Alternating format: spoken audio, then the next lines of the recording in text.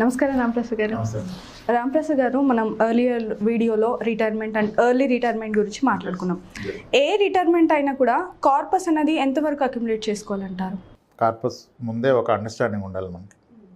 Okay, first retirement ఎప్పుడు 40 ఏళ్ళకా, 50 ఏళ్ళకా, 60 ఏళ్ళకా, then అప్పుడు ఎంత కార్పస్ కావాలి. ఎంత కార్పస్ కావాలంటే 2 విషయాల మీద డిపెండ్ ఉంటుంది. ఒకటి, కార్పస్ ఎంత కావాలనేది ప్రైమరీ, అప్పుడు మీకు నెలకు ఎంత ఖర్చులు కావాలి అది కదా, దాన్ని బట్టి కదా corpus. And second question, post retirement మీరు ఎన్ని ఏళ్ళు బ్రతుకుతారు, మీ జీవితకాలం ఎంత ఉంటుంది, ఆ రెండు ఉండాలి కదా. ఓకే, ఇప్పుడు టూర్కి వెళ్తే 10 days టూర్కి వెళ్తే 10 days సరిపడా ఫుడ్ పెట్టుకోవాలి. 5 daysకి పెట్టుకుంటే 5 days ఇంకా ఉపవాసం ఉండాల్సిందే కదా. 5 days ఉపవాసం ఉంటే మనిషి ఉంటాడు కదా. ఓకే, అందుకనే ఏమంటారంటే they is saying, when you are young you can live without money. Money లేకపోయినా when you are young you can manage things. When you are old you can't be without money, you can't be there. Okay, so first of all first తెలుసుకోవాల్సింది post retirement నాకు ఎంత ఖర్చు అవుతుంది. Okay, టిపికల్గా మనం ఒక example తీసుకుందాం. Okay, 35 years old person working in IT, having a decent salary. Okay, ఒక 80,000 salary అనుకోండి. 80,000 ఇస్ నాట్ డీసెంట్ టుడే, చాలా గుడ్ సాలరీస్ ఉన్నాయి. సో ఒక 80,000-70,000 సాలరీ ఉంది. ఓకే, లేదా వైఫ్ అండ్ హస్బెండ్ వర్కింగ్ అనుకోండి, 1,00,000 సాలరీ ఉంది ఒక మంత్. సో ఇప్పుడు ఆయనకి ఓన్ హౌస్ ఉంది ఆల్రెడీ. ఓన్ హౌస్ అంటే లోన్లో తీసుకున్నాడు, లోన్ హౌసే, ఓన్ హౌస్ కాదు, బట్ సమ్హౌ హౌస్ అయితే ఉంది కదా, లోన్ కొన్నాళ్ళ క్లోజ్ అయిపోద్ది కదా. ఓకే, సో ఇప్పుడు ఎంత ఖర్చు అవుతుంది ఆయనకి. ఓకే, అంటే చెప్తారు టిపికల్గా 25,000 అవుతుంది సార్, 20,000, 25,000 అవుతుంది అంటారు. కానీ నిజానికి 30,000-35,000 అవుతుంది అనుకున్న దానికంటే ఎక్కువే. ఎందుకంటే మంత్లీ ఎక్స్పెన్సెస్ చెప్తున్నప్పుడు మంత్లీ ఎక్స్పెన్సెస్ కరెక్ట్, కానీ అకేషనల్ ఎక్స్పెన్సెస్ మీరు ఫ్యాక్టర్ చేయరు. మధ్యలో వచ్చే ఫెస్టివల్స్, షాపింగ్, రిలేటివ్స్కి, ఫ్రెండ్స్కి ఇచ్చే గిఫ్ట్స్, ఇంకెవరైనా డిపెండెన్స్ ఉంటే వాళ్ళకి సపోర్ట్ చేయాల్సి వస్తుంది. ఏమన్నా ఎవరికైనా ఎమర్జెన్సీస్, మెడికల్ ఎమర్జెన్సీస్ కాస్త స్పాన్సర్ చేయాల్సి వస్తుంది. అవన్నీ చేస్తే మీరు చెప్పిన మంత్లీ 25,000 కాకుండా ఎడిషనల్గా ఇయర్లీ ఒక 1 lakh అవుతుంది మీకు. ఇయర్లీ షాపింగ్, ఫెస్టివల్స్, ట్రావెల్ అంతా కలుపుకుంటే కదా. అంటే నెలకి ఇంకో 8 నుంచి 10,000 పెరిగిపోయింది కదా. అంటే మీరు 25,000 అనుకుంటే మీకు ఇప్పుడు అవుతుంది 35,000 ఖర్చు. మరి దీని రిటైర్మెంట్కి స్టాండర్డ్ రిటైర్మెంట్ 60 తీసుకోండి. సో ఈరోజు 30,000 ఖర్చు అవుతే మీకు 60,000 వచ్చినప్పుడు ఎంత ఖర్చు అవుతుంది మీరు ఎంత అనుకుంటున్నారు? దానికి మించి డబుల్ అవుతుంది అనుకుంటున్నారు. ఓకే, అంటే డబుల్ అంటే ఎంత అవుతుంది? ఈరోజు 30,000 అంటే 60 అవుతుంది అనుకుంటున్నారు. ఓకే, కొంతమంది ఏమంటారంటే వేరే లాజిక్ ఉంటుంది వాళ్ళ దగ్గర. సార్ రిటైర్మెంట్ అయినాక నేను హైదరాబాద్లో ఉన్నాను సార్, మా ఊరు వెళ్ళిపోతాను. ఓకే, పిల్లలు ఉంటే ఖర్చులు, పిల్లలు అయితే ఏం ఖర్చు ఉంటాయి సార్, మేము ఈ 30,000-50,000లోనే మేనేజ్ చేస్తాం సార్, 60,000-70,000 అవుదంటారు. ఓకే, లేకపోతే ఏమంటారంటే అది ఎలా చెప్పగలుగుతాం సార్, అప్పుడు ఖర్చులు చెప్పలేం కదా, హెల్త్ బాగోకపోతే ఎక్కువైంది అంటారు. అలా కాదు, ప్రతి ఒక్కళ్ళు వాళ్ళ ఎక్స్పెన్సెస్ చెప్పగలుగుతారు. ఎందుకంటే ఈరోజు కనుక మీకు 30,000 రూపాయలు ఖర్చు అయితే మీరు ఫస్ట్ ఐడెంటిఫై చేస్తుంది 10 years బ్యాక్ మీకు ఎంత ఖర్చింది. 10 ఏళ్ల క్రితం మీరు ఇదే ఇంట్లో రెంట్కి ఉండి, ఇదే పిల్లలతో ఉండి, ఇదే లొకేషన్లో ఉన్నట్లయితే మీకు నెలకి ప్రాబబ్లీ 15,000 అయ్యేది. ఆ 15,000 కాస్త ఈరోజు 30,000కి పెరిగింది. 30,000కి ఎందుకు పెరిగిందంటే ప్రతి నిత్యావసర వస్తువు ధర కూడా డబుల్ అయిపోయింది. మీ రెంట్ డబుల్ అయింది, ఓన్ హౌస్ అయితే రెంట్ ఉండదు, రెంటెడ్ హౌస్ అయితే రెంట్ డబుల్ అయింది, మీరు కొంటున్న గ్రాసరీస్ డబుల్ అయినాయి, fruits and vegetables price double అయింది. Okay, services like salon services కానీ, whatever DTH services, house maid services అన్నిటి ప్రైస్ డబుల్ అయింది. సో ఆబ్వియస్గా మీ ప్రాబల్యం ఏమీ లేకుండా దానికి అదిగా మీ ఖర్చు 10 ఏళ్ళకి రెట్టింపు అవుతుంది. ఎప్పుడు మీరు ఎలా జీవిస్తున్నారో అలాగే జీవిస్తే డబుల్ అవుతుంది. కానీ మీరు అప్గ్రేడ్ చేస్తారుగా, శాలరీ పెరిగితే 2-wheeler to 4-wheeler, లేదంటే ఇంకా బిగ్గర్ హౌస్, విల్లా, కమ్యూనిటీకి వెళ్ళినప్పుడు ప్రాబబ్లీ మీ అక్కడ మెయింటెనెన్స్ చాలా ఎక్కువైపోతుంది. So same standard of life style lead చేస్తే కూడాను 10 yearsకి మీ ఖర్చులు రెట్టింపు అవుతాయి. డన్. ఫస్ట్ ఇప్పుడు ఈ లాజిక్ పట్టుకొని వెళ్తే ఇప్పుడు కనుక 35 yearsలో మీకు 30,000 అయితే 45 yearsకి మీకు 60,000 అవుతుంది. 55 yearsకి మీకు ఎంత అవుతుంది అనుకుంటున్నారు మీరు చెప్పండి? అదే 30,000 అవుతుంది. 30 ఎందుకు డబుల్ అవుతుంది కదా, 10 yearsకి డబుల్ అవుతుంది కదా. అందరు ఇదే చేస్తారు మిస్టేక్, అంటే భయపడతారు అంత ఎందుకు అవుతుందని చెప్పి 30,000 కలుపుతున్నారు. 10 yearsకి డబుల్ ఖచ్చితంగా అవుతుంది. 55 yearsకి మీకు 1,20,000 అవుతుంది. అండ్ 65 yearsకి మీకు 2,40,000 అవుతుంది. ఇక్కడ అందరికీ తేడా కొట్టేస్తుంది. అసలు 2 లక్షలు ఎందుకు అవుతుంది, అవదు, మీరు చెప్తుంది అబద్ధం అని ఫిక్స్ అయిపోతారు. ఓకే, ఫర్ దిస్ నేను అందరికీ ఒక ఎక్సర్సైజ్ చేపిస్తాను. అంటే let us we should know the realistic figures కదా. ఓకే, నేను అందరినీ ఫస్ట్ అడిగే ప్రశ్న ఏంటంటే ఇక్కడ నుంచి ఒక 30 ఏళ్ళు వెనక్కి వెళ్ళండి, 30 years బ్యాక్ వెళ్ళండి, అంటే ప్రాబబ్లీ 1990. ఇప్పుడు ఒకసారి మీ అమ్మగారు నాన్నగారిని అడగండి 1990లో మీకు ఇంట్లోకి ఎంత ఖర్చు అయింది, అప్పుడు ఆయనకి 2-3 పిల్లలు ఉన్నారు కదా అని అడగండి అని చెప్తాను. లేదంటే మీరు చెప్పండి అంటాను. అందరూ వెంటనే ఫట్టుమని చెప్పేస్తారు. అప్పుడు ఎక్కడ సార్, అప్పుడు 4,000 3,000 ఉంటే ఎక్కువ సార్, చాలా బాగా బతికేసి ఉంటారు. కొన్నిసార్లు వాళ్ళ పేరెంట్స్ వస్తారు పిల్లలతో పాటుగా, వీళ్ళు కూడా 4,000 అయిందంటారు. నేను చెప్తాను, కొంతమంది 5-6 వేలు చెప్తారు. అప్పుడు ఎంత సార్ 5-6 వేలు అంటారు. నేను అంటాను, సార్ మీరు 1990లో ఉన్న ఐఏఎస్ ఆఫీసర్ అంటాడు. కాదు సార్, నేను సో డిపార్ట్మెంట్లో చేశాను సార్ అంటాడు. మరి ఎందుకంటే అప్పుడు 6-7 వేలు సాలరీలు కలెక్టర్స్కి ఉన్నాయి సార్, మిగిలిన వాళ్ళకి లేవంటాను. లేదు సార్ అంటాడు. నేను అప్పుడు అడుగుతాను, సార్ మీ శాలరీ ఎంత అని. ఇప్పుడు ఆయన నిజానికి వస్తాడు, సార్ అప్పుడు నా శాలరీ 940 రూపీస్ సార్ అంటాడు. మరి ఎలా 3,000 ఎలా ఖర్చు పెట్టారు మీరు 940 ఉంటే? ఎందుకంటే మోస్ట్ ఆఫ్ ది ఈ పొజిషన్స్లో 1990లో starting salaries like teacher, police constable, forest guard, వీళ్ళందరికీ బేసిక్ శాలరీలు 360 రూపాయలు. అలవెన్స్లు అన్నీ కలిపితే 700-800 వచ్చేది సీనియారిటీ మీద. అంటే యావరేజ్గా ఒక గవర్నమెంట్ ఎంప్లాయీ ఇన్కమే పర్ మంత్ 1,000 రూపాయలు. 1,000 రూపాయలు ఉన్న అతను 3,000 ఖర్చు పెడతాడండి కదా. సో అప్పుడు హార్డ్లీ 500 రూపీస్ పర్ మంత్ ఖర్చు పెట్టుకున్నారు. లేదా ఆయన హయ్యర్ సైడ్ 1,000 రూపాయలు ఖర్చు పెట్టారు అనుకోండి, అంతకుమించి పెట్టే ప్రసక్తే లేదు 1990లో. మరి ఇప్పుడు 30 years గడిచాక మీ పేరెంట్స్ ఇద్దరు రిటైర్డ్ అయిపోయారు, వాళ్ళ పిల్లలు సెటిల్ అయిపోయారు, వాళ్ళిద్దరు ఊర్లో అదే అంటున్నారు. ఇప్పుడు ఎంత అవుతుంది ఖర్చు నెలకి? వాళ్ళకి ఎంత అవుతుంది? 3 or 4 times ఎక్కువ. ఒక ఫిగర్ అనుకుంటే ఎంత అవుతుంది? యావరేజ్గా ఒక 10,000 పడుతుంది. వైఫ్ అండ్ హస్బెండ్ కంఫర్ట్గా వాళ్ళు అనుకున్నది తినాలి, అనుకున్నట్టుగా ఉండాలి అంటే మెడికల్ ఎక్స్పెన్సెస్ లేకపోతే కూడా 10,000 అవుతుంది. అంటే ఇప్పుడు ఏం జరిగింది ఈ కేసులో? 1,000 రూపాయలు for the entire family, 2-3 kids, wife, husband, వాళ్ళ పేరెంట్స్ ఉంటే 1,000 రూపాయలు అద్భుతంగా బ్రతికేశారు. ఈరోజు ఇద్దరు బ్రతకాలంటే 10,000 అవసరం పడింది. This all in the span of 30 years. ఇది ఏ బుక్ నుంచి మనం తీసుకోవట్లేదు, దిస్ అవర్ ఓన్ లైఫ్. మరి అదే రూల్ మనకు అప్లై కదా అవుతుంది. 30 yearsలో మీ నాన్నగారి ఎక్స్పెన్సెస్, పిల్లలు సెటిల్ అయితే 10 times పెరిగినప్పుడు మీ ఎక్స్పెన్సెస్ కూడా 10 times పెరుగుతుంది రాబోయే 30 yearsలో. అంటే ఈరోజు 30,000 ఖర్చు అయితే 30 సంవత్సరాల తర్వాత మీ పిల్లలు సెటిల్ అయితే మీకు నెలకి 3 లక్షలు ఖర్చు అవుతుంది. నెలకి 3 లక్షలు. మనమేమో అన్ని పాలసీలు గడేస్తున్నాం, సంవత్సరానికి 2 లక్షలు, 1,00,000, 3 లక్షలు వస్తుందని. కానీ నెలకి 3 లక్షలు అవుతుంది. Probably 30 years back kilo rice 5 rupees ఉంది. ఆ రోజు ఎవరు ఎక్స్పెక్ట్ చేయలేదు 50 రూపాయలు అవుతుందని. ఇప్పుడు 50 రూపాయలు అయింది కదా, అంటే అది 10 times పెరిగింది. మరి సేమ్ రూల్ అప్లై చేస్తే 30 years down the line kilo rice 500 rupees అవుతుంది. ఇప్పుడు ఎవరు నమ్మరు, ఆ రోజు నమ్మించాల్సిన అవసరం లేదు.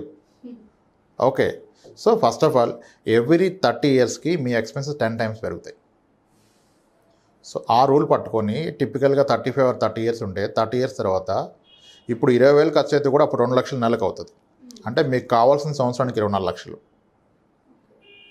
ఓకే, లేకపోతే ఏం చేస్తారు, అందరు అటల్ పెన్షన్ యోజనలో 5,000 వస్తుందని కడతాడు, ఇంకేవో కట్టేస్తాడు. ఎల్ఐసి పాలసీలు కడితే, ఇన్సూరెన్స్ పాలసీలు కట్టేస్తే పోస్ట్ రిటైర్మెంట్ సంవత్సరానికి 2 లక్షలు వస్తుంది అనుకుంటాడు. నిజానికి వస్తుంది, అవి గ్యారంటీడ్ ప్రొడక్ట్స్ ఇస్తాయి. కానీ 2 లక్షలు సంవత్సరానికి వస్తే నీకు నెలకి 2 లక్షలు ఖర్చు అయితే ఎలా? అది కదా. So first of all post retirement మీకు సంవత్సరానికి ఎంత ఖర్చు అవుద్ది, నెలకి ఎంత ఖర్చు అవుతుంది, సంవత్సరానికి ఎంత ఖర్చు అవుతుంది, ఇది first point. Next most important point ఏంటంటే అందరూ మిస్లీడ్ అయ్యేది, 60 ఏళ్ళ తర్వాత ఎన్ని ఇయర్స్ బ్రతుకుతారు మీరు? మీరైతే ఎంత అనుకున్నారు? లైఫ్ ఎక్స్పెక్టెన్సీ ఎంత ఉంటుంది? 60 ఏళ్ళు దాటిన వ్యక్తి ఎన్ని ఇయర్స్ బ్రతుకుతాడు? మనం చెప్పుకునేదే 60 to 65 కదండి. 60 ఏళ్ళు దాటిన తర్వాత అంటే ఒక 5 years. 5 years అంటారు. అంటే ఇప్పుడు 65 వాళ్ళు ఎవరు ఉండకూడదు ఇక్కడ. అలా అని కాదు, బట్ అంటే రీజన్ ఏంటి? 60 ఏళ్ళే ఉండడానికి గల రీజన్ ఏంటి? వర్క్ స్ట్రెస్ కావచ్చు, పొల్యూషన్ కావచ్చు, హెల్త్ ఇష్యూస్ కావచ్చు, ఇప్పుడు ఉన్న సిచ్యుయేషన్స్ కావచ్చు. ఎస్, సో డిసీజెస్ బాగా పెరిగిపోయాయి, హైలీ పొల్యూషన్ ఎన్విరాన్మెంట్కి వచ్చేసాము, విపరీతమైన వర్క్ ప్రెజర్ ఉంది. కాబట్టి అంత 70 ఏళ్ళు 80 ఏళ్ళు ఉండే అవకాశం లేదనుకున్నారు. This is the biggest misconception people are having. Reality ఏంటంటే జస్ట్ గూగుల్లో టైప్ చేయండి life expectancy of Indians life expectancy అని కొట్టండి. Which is from the government site నుంచి, WHO నుంచి మీకు స్టాటిస్టిక్స్ వస్తాయి. 1960లో యావరేజ్ లైఫ్ ఎక్స్పెక్టెన్సీ 40 years.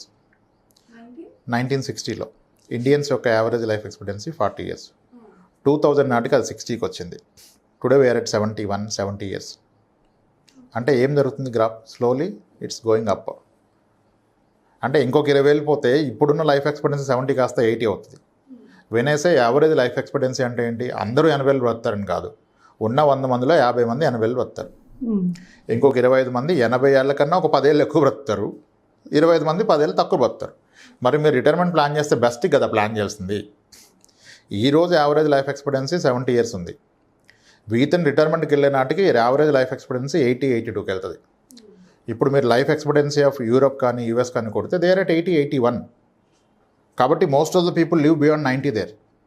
అంటే రాబోయే 20 ఏళ్ళలో మనం కూడా ఆ స్టేజ్కి వెళ్ళిపోతాం. సో ఇది ఎలా పాసిబుల్ అండి? కంప్లీట్ రాంగ్ మీరు చెప్తుంది. ఎవరు బ్రతకరు జబ్బులు అంటే yes, I will tell you some facts. ఇప్పుడు చూడండి, తెలుగు స్టేట్స్లో కొన్ని లక్షల మంది డయాలసిస్ పేషెంట్స్ ఉన్నారు.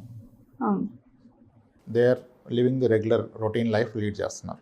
ప్రొసీజర్కి వెళ్తారు, వస్తారు, బేస్డ్ ఆన్ ది కండిషన్ బట్టి weekly monthly whatever it is. మరి ఆ డయాలసిస్ అనే ఒక ప్రొసీజర్ లేకపోతే ఈ లక్షల మంది ఎక్కడ ఉంటారు? ఉండరు కదా. అంటే మెడికల్ అడ్వాన్స్మెంట్ వలన వాళ్ళు they are able to survive their life. Similarly ఇప్పుడు చాలా ఆర్గనైజేషన్లో బిలో 40 ఇయర్స్ వాళ్ళకి హార్ట్ ఇష్యూస్ వచ్చి స్టంట్ అయింది అంటున్నారు. మరి ఆ స్టంట్ అనే ప్రొసీజర్ లేకపోతే వీళ్ళు ఎవరు ఉండరు, వేరే వాళ్ళకి జాబ్ వచ్చేసేది. ఈ స్టంట్ అయిన వ్యక్తి ఏం చేస్తాడు? నెక్స్ట్ డే 2 డేస్లో డిశ్చార్జ్, 1 వీక్లో వాకింగ్ స్టార్ట్ చేస్తాడు. డైలీ మార్నింగ్ ఇడ్లీయే తింటాడు. వాళ్ళ వైఫ్ ఆయిల్ వండదు, ఆయనకి ఆయిల్ లేకుండా ఫుడ్ చేసి పెడుతుంది. ఈయన రెగ్యులర్ వాకింగ్ చేసి ఇంకా హెల్దీ అయిపోతాడు. అంకుల్లాగా ఉన్నాడు, అబ్బాయిలాగా అయిపోతాడు. యాక్చువల్గా స్టంట్ అవడం వల్ల హెల్దీ అయిపోతాడు. అంటే ఈ will come to regular track వచ్చేస్తున్నాడు. ఇంకా అదే ఆ ప్రొసీజర్ లేకపోతే, ఆ టెక్నాలజీ డెవలప్ అవ్వకపోతే, అంటే డిసీజెస్ రావని ఎక్కడా చెప్పట్లేదు. ఎన్ని డిసీజెస్ వచ్చినా డెత్ రాదు. టెక్నాలజీ ఎంత పెరిగింది, హెల్త్ కేర్ టెక్నాలజీ. సో మన తాతలు అందరూ చనిపోతే కాజ్ ఆఫ్ డెత్ తెలియదు, ఎందుకంటే ఆ రోజు డిసీజెస్ ఉన్నాయి కానీ డయాగ్నోసిస్ లేదు.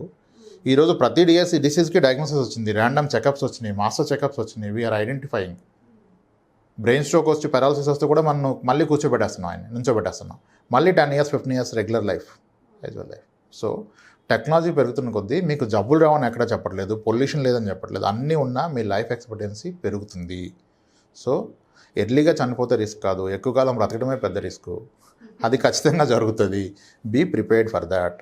ఈరోజు 30 ఇయర్స్లో ఉన్న వ్యక్తి ఒకసారి గూగుల్లో లైఫ్ ఎక్స్పెక్టెన్సీ కొట్టుకొని ఈరోజు ఆ గ్రాఫ్ చూస్తే you will definitely understand all the possibility you will live beyond 85-90 years.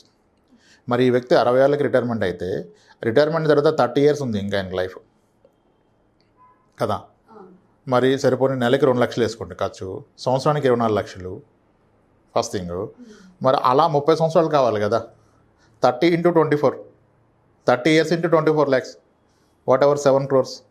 That is the required retirement corpus. Again ఇక్కడ కూడా ఒక తప్పు ఉంది, క్యాలిక్యులేషన్ ఫ్లా ఉంది దీంట్లో. ఎందుకు? మీకు 60 ఏళ్ళప్పుడు నెలకి 2 లక్షలు ఖర్చు అయితే మీరు రిటైర్మెంట్ అయ్యారు, కానీ ఇన్ఫ్లేషన్ ఏం రిటైర్ అవ్వదు కదా. ఇన్ఫ్లేషన్ ఏం రిటైర్ అవ్వదు కదా. మీకు 70 ఏళ్ళు వచ్చినప్పుడు అదే ఖర్చు మీకు నెలకి 4 లక్షలు అవుతుంది. సో ఇది వింటే భయం వేస్తుంది. కానీ దీన్ని ఎలా ట్యాకిల్ చేస్తాం? How do we plan our retirement అంటే that will only happen when you do a proper financial planning. So ఎలాంటి పారామీటర్స్ ఉంటాయి మెయిన్లీ? That's what. ఇప్పుడు ప్రాబుల్ మంత్లీ ఎక్స్పెన్సెస్ ఎంత, విత్ దట్ ఇయర్లీ ఎంత, అండ్ లైఫ్ ఎక్స్పెక్టెన్సీ ఎన్ని years ఉంటుంది post retirement. మళ్ళీ ఆ ఇయర్స్లో కూడా ఇన్ఫ్లేషన్ పెరుగుతుంది కదా, దాన్ని కూడా ఫ్యాక్టర్ చేసి ఇప్పుడు అంత అమౌంట్, ఇప్పుడు మంత్లీ 2 lakhs కావాలి అంటే అక్కడి నుంచి 60 ఇయర్స్ నుంచి 65-70 ఇయర్స్ వరకు మంత్లీ 2 lakhs రావాలి గ్యారంటీడ్ ఇన్కమ్.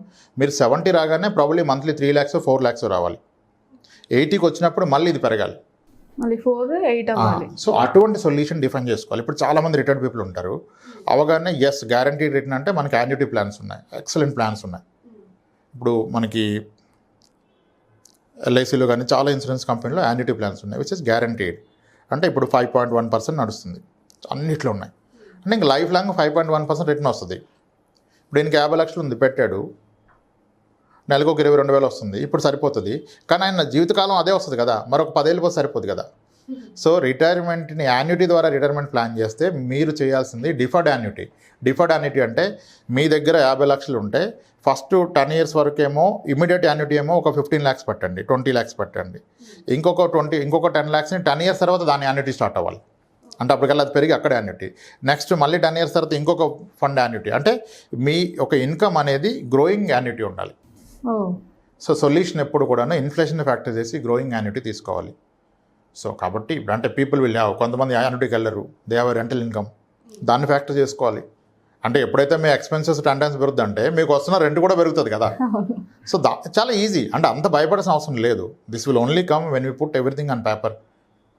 మీకున్న ఇన్కమ్ సోర్సెస్ ఏంటి, దీంట్లో గ్యారంటీగా మీరు ఏం చేయకపోయినా వచ్చే ఇన్కమ్ ఏమన్నా ఉందా, ఏం క్రియేట్ చేసుకున్నారు, దాన్ని బట్టి రిటైర్మెంట్ ప్లానింగ్. అంతేగాని రిటైర్మెంట్కి ఇంత కావాలి, నెలకు 5,000 పెడతాను, 10,000 పెడతాను, that's not the proper plan at all. So మీరు కూర్చొని ఈ పారామీటర్స్ అని అర్థం చేసుకోవాలి. ఇప్పుడు మనం చెప్పాము సార్ ఎవ్రీ 10 yearsకి డబుల్ అవుతుంది, ఇది ఎక్స్పీరియన్స్ అయ్యారు. మరి 10 yearsకి డబుల్ అయితే మీ 60 వరకు డబుల్ అవుదా అంటే అవసరం అంటాడు. ఎందుకు, పిల్లలు ఉండరు కదా సార్ అంటాడు. ఇప్పుడు పిల్లలు లేకపోతే మీ పేరెంట్స్కి 10 times అయినప్పుడు మీకు అవుతుంది కదా. ఎస్, అలా అని చెప్పి రిటైర్మెంట్ అయ్యాక మీ ఖర్చు తగ్గిపోతుందా? 10 ఏళ్ల క్రితం మీ అమ్మగారు వాళ్ళకి నెలకు 5,000 పంపారు, ఇప్పుడు వాళ్ళకి సరిపోవట్లేదని 10,000 పంపుతున్నారు అంటే దాని అర్థం ఏంటి? పోస్ట్ రిటైర్మెంట్ కూడా మీ ఖర్చులు పెరుగుతాయి. దాన్ని కూడా మీరు ట్యాకిల్ చేసుకోవాలి. అండ్ లైఫ్ ఎక్స్పెక్టెన్సీ అందరూ మిస్కన్సెప్షన్. 60 ఏళ్ళే, 65 ఏళ్ళే, నాకు బ్యాడ్ హ్యాబిట్స్ ఉన్నాయంటే ఎన్ని బ్యాడ్ హ్యాబిట్స్ ఉన్నాయి ఎక్కడికి పోరారు. ఎవడో 100లో 1000లో ఒకళ్ళు పోతారు, కానీ 20 to 30 years మనం ఎక్స్ట్రా పెట్టుకోవాల్సిందే. అంటే ఎక్స్ట్రా ఏం కాదు, యాక్చువల్ ఫిగర్సే. You need to spend time. ఇక్కడ ఎక్కడ ఎక్స్ట్రా బోనస్ అక్కర్లేదు. అసలు మీరు రియాలిటీ అర్థం చేసుకోండి. ఇప్పుడు నేను చెప్తే నమ్మొద్దు, అన్నీ గూగుల్లో చూసి నమ్ముతున్నారు కదా. దీన్ని కూడా గూగుల్లో అఫీషియల్ వెబ్సైట్లోకి వెళ్ళి లైఫ్ ఎక్స్పెక్టెన్సీ ఆఫ్ ఇండియన్స్ని కొట్టండి. అందరం తగ్గిపోతుంది అనుకున్నాం, కానీ అది రియాలిటీకి పెరుగుతుంది. ఒకసారి ఆన్ సైట్ వెళ్ళి వస్తారు ఐటీ వాళ్ళు, యూరోప్లో US టూర్ వెళ్ళి వస్తారు. అక్కడ వీళ్ళు చూస్తారు వీకెండ్ పబ్కి 90 years ఏజ్ ఉన్న కపుల్స్ వస్తారు. అంటే they are celebrating their pensioners retirement, హెల్తీగా ఉన్నారు. డెవలప్డ్ కంట్రీస్లో ఆల్రెడీ ఇప్పుడు 80 years average expectancy, 1992 quite common అయిపోయింది. డౌన్ ద లైన్ 20 yearsలో మనం కూడా డెవలప్డ్ ఎకానమీ అవుతాం ఖచ్చితంగాను. అప్పుడు మనం కూడా 90 years బ్రతుకుతాం కదా. సో అప్పుడు దానికి ప్రిపేర్ అవ్వాలి. బోనస్ ఏం లేదు, యాక్చువల్ ఫిగర్స్కే ప్రిపేర్ అవ్వండి. బట్ మీరు నోట్ లెక్క ఇలా అని చెప్పొద్దు, క్రాస్ చెక్ చేయండి.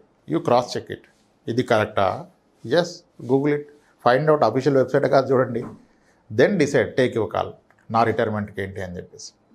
That's how one need to plan అండి రిటైర్మెంట్ పర్పస్కి. Yes. Thank you Ram Prasad.